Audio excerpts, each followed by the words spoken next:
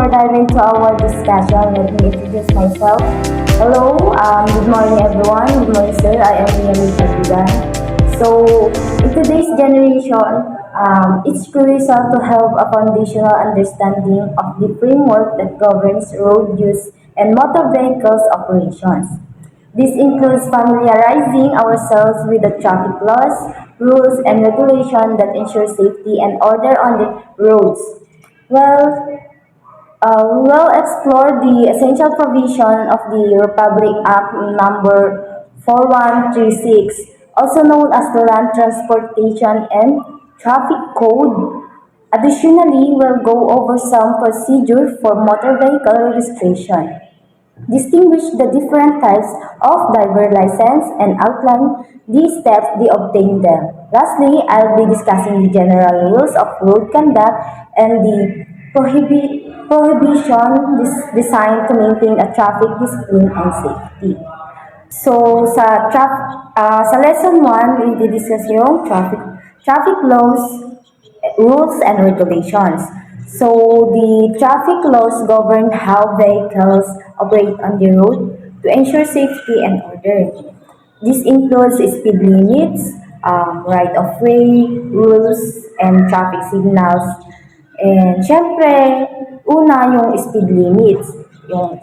Ang speed limit ay ang maximum na bilis na pinapayagan sa isang particular na lugar o kalsada. Ito ay sinet upang mapanatili ang kaligtasan ng mga motorista, ang mga pasahero at mga taong naglalakad. Siyempre, ang paglabag din sa speed limit ay maaaring humantong sa aksidente at maaaring mayroong kaakibat ng mga parusa tulad ng multa o pagkolekta sa kanilang mga lisensya. So the next is the right of way rules. And the right of way rules ay may mga alintunin na nagtatakda kung sino ang may karapatan na magpatuloy o magbigay ng daan sa isang partikular na situation sa kalsada o iba pang lugar. Upang mapanatili ang kaayusan at kaligtasan ng trapiko. So, ilan sa mga halimbawa ng right of way rules ay ang pagbibigay daan sa mga pedestrian kapag sila ay tumatawid ng kalsada. Ang pagbibigay ng daan sa mga sasakyan na nasa kanang bahagi ng daan. At pagbibigay daan sa mga emergency vehicles. Siyempre, ang hindi din pagsunod sa mga right of way rules ay maaaring magdulot ng aksidente at maaaring may kaakibat din na parusa at pananagutan sa batas. So, and the last one is the traffic signals. Siyempre, sa traffic signals, may mga ilaw o mga marka sa kalsada na kung saan kailan ka dapat mag-go. So, if the color is green, is go yon. Pag yellow naman is ready to go or ready to stop. Pag kulay red naman is stop. And the next is the lesson 2, the important provision of RA 4136. So the RA 4136 or the Land Transportation and Traffic Code provides comprehensive guidelines on vehicles registrations, licensing, and road use. It covers the issuance of driver licenses, penalties for violations, at iba pang mga regulations. Example ko na lang dito yung walang helmet.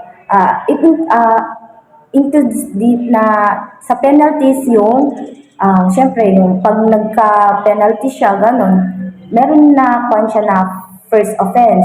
Kapag first offense siya na walang helmet is 1.5. Pag second offense 3K. Pag third offense 5K. Pag fourth offense na 10K with confiscation of driver license. So, in the third lesson is the registration of motor vehicles. In the registration of motor vehicles, syempre, ang pagpaparehistro ng mga sasakyan ay isang mahalagang bahagi ng Republic Act number 4136 or Land Transportation and Traffic Code. Syempre, sa ating Pilipinas. So, una yung inspection, yung rehistro ng sasakyan. Siyempre, bago ang proseso ng rehistro ng sasakyan ay syempre dapat dumaan sa pagsusuri at para sa ganoon ito ay upang masiguro na ang sasakyan ay maayos at ligtas gamitin sa kalsada. Syempre, pangalawa, yung documentation. Dokumento, ganon. Matapos ang pagsusuri, syempre, kinakailangan ang tamang dokumento upang magpatuloy sa proseso ng restriction. Kasama rito yung mga kailangan mo, yung original certificate of registration, o yung official receipt, and yung valid ID, syempre. And the next syempre yung payment. Syempre, kailangan mo din magbayad kapag ikaw ay nahuli ng LTO. Syempre, may mga violation pang kailangan bayaran. Pero kung kumpleto ka naman sa mga requirements or papers, syempre wala kang babayaran. So, the next is lesson 4. Yun yung the provision on driver license. Meron tayong iba't ibang license. Una yung parang student permit or student license. Yun yung student license para sa mga nasisimula pa lang mag-aral magmaneho, yung palang kukuha ng parang hindi ka makakakuha ng non-pro or professional na license pag wala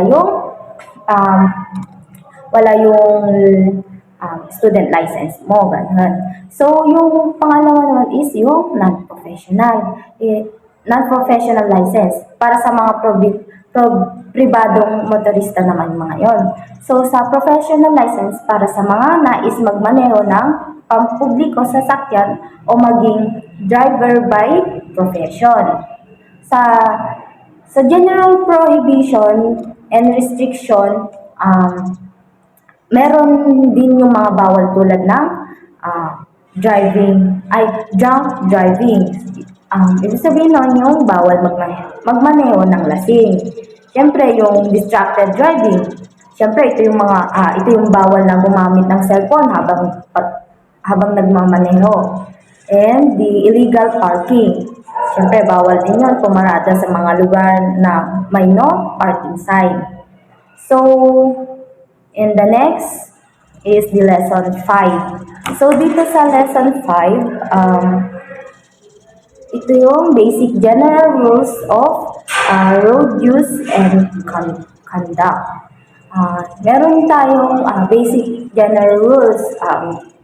Includes dito din yung diniscuss ko din kanina sa traffic rules and regulation. Yung speed limits, ito nga yung sinasabi ko kanina na kailangan ng bilis is sakto lang para sa ganon iwas sa disgrasya.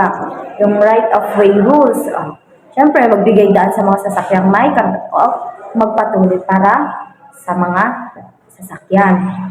Then yung traffic signals, ito naman yung mga ilaw o tula na kailangan sundin para iwas din sa disgrasya. So guys, ito lamang po and thank you.